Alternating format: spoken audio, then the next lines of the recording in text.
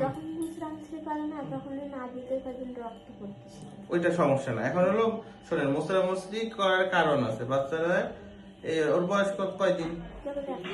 1 মাসের বাচ্চা।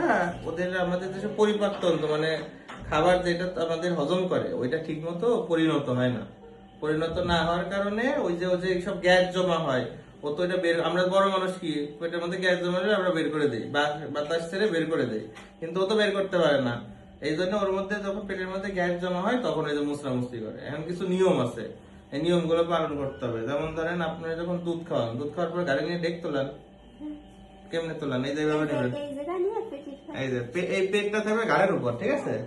এরকম গাড়ি দিয়ে এই যে আটটা এরকম দিবেন, হ্যাঁ, এরকম এরকম দিয়ে, এরকম সোজা না, এরকম এরকম দিয়ে যে এরকম থাবত দিবেন। থাবত দিলে কিন্তু গ্যাস, ডেক তুলে গ্যাস বেরিয়ে যাবে। হ্যাঁ, এটা করবেন। আরো নিয়ম আছে, যেমন ধরেন সবাই দেবো কোথায়, ওখানে নিয়ে আসো। এই যে এখানে আমি দেখাই দিই। আসেন আসেন, এদিকে আসেন। আসেন দিদি।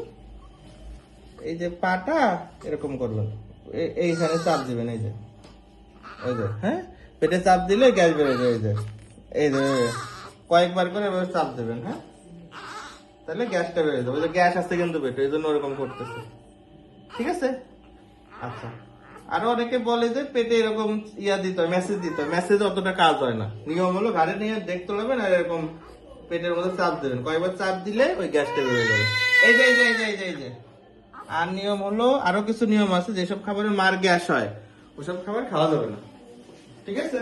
গ্যাস বলতে আপনার যেসব খাবার ইনডাইজেশন হয়, যেসব খাবার খেলে আপনার ভালো হজম হতে চায় না, ওসব খাবার আপনি অ্যাভয়েড করবেন। খাবার তো অনেক কিছুই মানে গুণে চলি। হ্যাঁ, আপনার যেগুলো প্রবলেম হয় ওইগুলো খাইতে পারবেন না, হ্যাঁ, ওইগুলো অ্যাভয়েড করবেন। আর একটা নিয়ম আছে, আরেকটা নিয়ম হলো বুকের দুধ যখন খাওয়াবেন তখন একটা একটা করে খাওয়াবেন। মানে ধরুন একটাই ধরলেন, ওই দুধ পুরোটা শেষ করলে আরেকটাই ধরবেন। বারে বারে দুধ চেঞ্জ করা যাবে না। কিন্তু এই কিছুদিন হয়েছে তুলা খাওয়া লাগছে। কেন তুলা খান কেন? বুকে দুধই হচ্ছে না। দুধ হবে না কেন? ওষুধ দিয়ে দিও। শোনেন, আপনার মেন্টালিটি থাকতে হবে যে আমি বাচ্চাকে বুকের দুধ খাওয়াবো, বাইরের কোনো দুধ পাওয়া যায় না। আপনি যখনই মনে করবেন যে আমার বাইরের দুধ আছে, বাইরের দুধ খাওয়াবো, হ্যাঁ, তখনই কিন্তু বুকের দুধ হবে না। বুকের দুধ হলে একটা সাইকোলজিক্যাল বিষয়। মা যদি চাই যে আমি বাচ্চাকে বুকের দুধ খাওয়াবো, এটা দুধ অবশ্যই আসবে। কিন্তু একবার যদি আপনি মনে করেন যে দুধ খাওয়াতে কষ্ট হয়, বাইরের দুধ খাবো, তাহলে কিন্তু আর দুধ আসবে না, না। সেরকম কিছু নাই, এমনিতেও একটু কম কম লাগতেছে, খালি কান্না করে তার জন্য কি। না না না, এটা কোনো ই না। আপনি বাইরের দুধ যখনই দেবেন আর কিন্তু বুকের দুধ খাবেন না। তো ওইটার নিয়ম হলো, যখন বুকের দুধ খাওয়াবেন, বুকের দুধের ভিতরে থাকে হলো আসল দুধ, বাইরে থাকে ফোর মিল্ক। ফোর মিল্ক মানে হলো এটা হলো পাতলা দুধ, আর ভিতরে থাকে হাইড মিল্ক যেটা ঘন দুধ। তো বারবার যদি দুধ চেঞ্জ করা হয় তাহলে কি হয়, ওই যে যেটা ফোর মিল্ক ওটা তো পাতলা দুধ, ওই দুধ বেশি পায়, আসল দুধটা তো ভিতরে যায় না। তো ওর পেট ধরে একটু ভরে প্রস্রাব করলে আবার পেট খালি হয়ে যায়।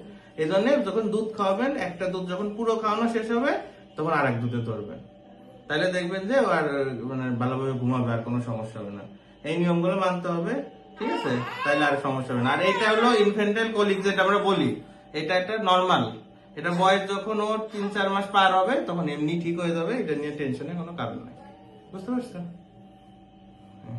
হ্যাঁ, বাচ্চা ভালো আছে, কোনো সমস্যা নেই।